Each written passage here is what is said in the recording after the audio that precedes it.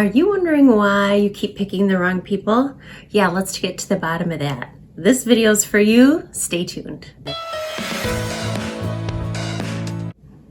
Okay, there's a really huge reason why you keep picking the wrong people. And you might notice a pattern with your exes if you really sat down and thought about what are the dominant traits of your last 3 exes. Some of you might date someone and then overcorrect and go all the other way, which is what I did with my ex-husband. So my boyfriend was so extreme in some ways, and so then I made the big leap to try to be with someone that was different and more balanced in a different way, and then that didn't work either. I needed somebody in the medium. So maybe you've done some of that too.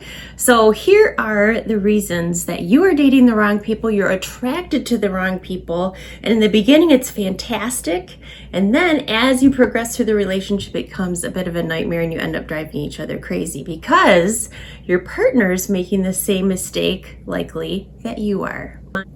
So your exes might remind you of each other, or your exes might remind you of your parents, and that's because you are leading with your subconscious mind. As human beings, we make 90% of our decisions and 90% of our thought patterns from our unconscious or subconscious mind, which means we're really not thinking. We're just going with our gut, our instincts, and memories in this case. So when you see someone, you meet someone, you know what you're attracted to. Like, so let's say you met someone online. Okay, you get together and then you decide in those first few minutes whether you have chemistry and you're attracted or not. But the truth is, a lot of times that chemistry and that draw that you feel to someone is based on your subconscious mind going, oh, that's familiar, I love that. Familiar in a good way or familiar in a bad way. So this could be triggering memories of your ex, memories of your upbringing, memories of your mom, dad, parent, people that are closest to you in your life. So this is why you get into trouble, because those familiar things that connect you with someone, I feel like I've known you for years. I feel like we're best friends already. I feel so connected to you. That's your subconscious mind attracted to their subconscious. And that can be great, but you don't know if it's great until you date them for a while and you learn more about them, because that initial attraction is delicious, isn't it? It's just magnetic. You don't want to let go of them. You want to jump into exclusivity sooner. So what you need to do to make sure that you're not just being drawn to someone that's going to be a repeat pattern of your exes where it didn't work, or they've picked up qualities. They have qualities of your parents that drive you crazy. You want to make sure that you do not get into commitment too quickly. You want to date. You thoroughly want to get to know them. And every once in a while, I would recommend that you sit down and you actually think, what are this person's pros and cons? Use your conscious mind. What do I like about them, not like about them? What similarities do they have to my exes? What similarities do they have to my parents? And you'll get better at this with time. So the great thing is you'll get accustomed to this thought pattern, charting this out on paper, not just thinking. It needs to be written down on paper. And then you'll be able to see the pattern. Am I duplicating the same thing? Emotionally unavailable, not around, doesn't want to dedicate the time, doesn't want commitment.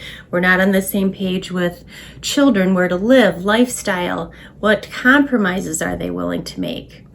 Those things that you really learn and you sit down and you talk about more seriously in that 3 to 6 month, 6 to 9 month mark is really where you decide if you want to continue the relationship. So those serious conversations, you charting it out, and then you deciding, is this something I really want, or does this just feel good? So you've heard me say many times, love isn't enough. You can't marry someone just because you love them. You need compatibility, shared lifestyle, shared beliefs.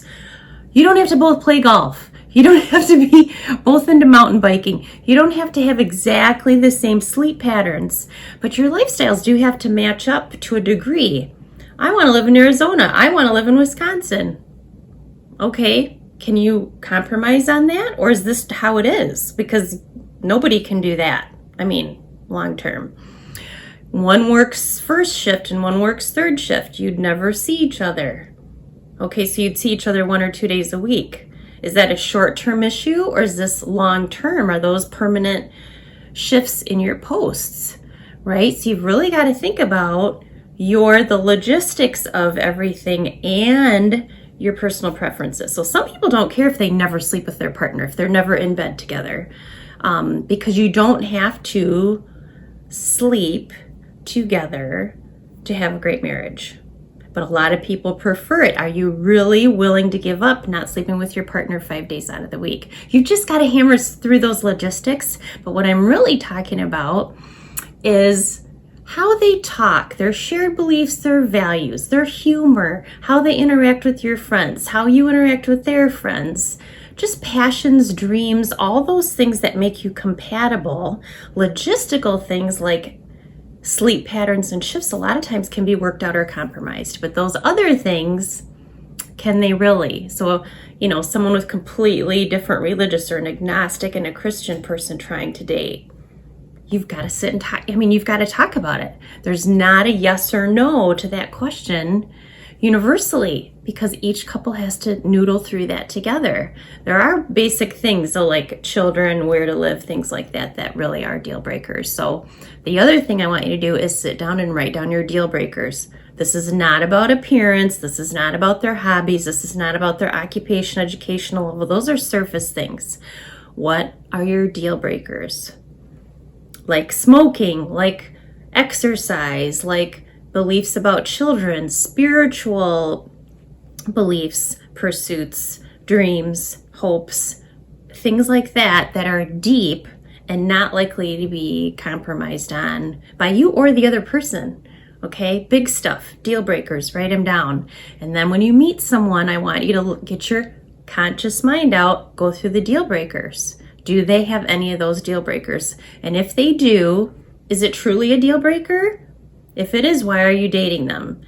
What I want you to do after that then is go talk to your person. You guys need to sit down and have that serious conversation, because there's no point in wasting anybody's time. There's no point in anybody getting hurt further down the road as you develop more feelings for each other. So just sort through that right now. So to recap, your subconscious mind is driving your attraction to somebody. You are attracted to the good and the bad habits, feelings, patterns of your exes, your family, your caregivers, the people closest to you. Because that person's going to feel familiar to you, you are going to want to stay with them and date them and be in a relationship. But if you don't get you watch any reality TV, you know what I'm talking about. You know their subconscious is drawing them together and they are just not seeing the obvious like the audience is, right? Don't let that be you. Sit down with your conscious mind. Look over the patterns, the deal breakers, what you want, what you need, and see if you and that person really can come together. Does it make sense? Are you actually compatible? Because 6 months, 1 year, 2 years down the road, they start driving you crazy like your mom does. You know why? Or that really annoying habit that you can't believe your father does, your new partner does. Or the one thing you and your ex couldn't get past is in your new relationship. Just think it through. It's hard. I know being analytical about love is not fun, but it has to be done. Love is not enough. A draw, chemistry, that initial pull and connection is not enough to stay with someone. Think it through. Ask yourself questions. How did they trigger me? Do we communicate well? Do we talk things through?